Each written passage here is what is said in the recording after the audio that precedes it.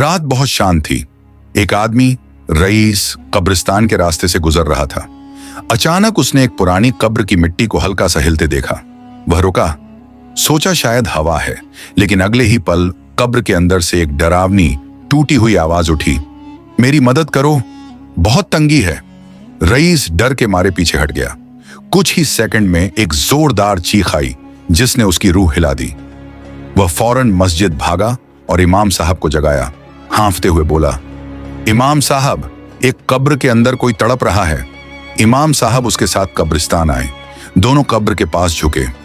कुछ देर खामोशी रही, फिर मिट्टी के नीचे से एक बिल्कुल कांपती आवाज आई, मैंने दुनियावी कामों के लिए सब किया, बस नमाज को हमेशा बाद में रखा।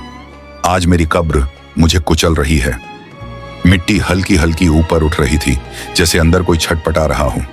इमाम साहब के चेहरे पर गहरी उदासी आ गई। उन्होंने कहा, बेटा, नमाज छोड़ने वाला कब्र से पहले ही अपनी क़याद तैयार कर लेता है। यह आवाज उसकी दुनिया की लापरवाही की सजा है। रईस की आंखें भर आईं। कब्र फिर शांत हो गई, जैसे आवाज हमेशा के लिए बुझ गई हो।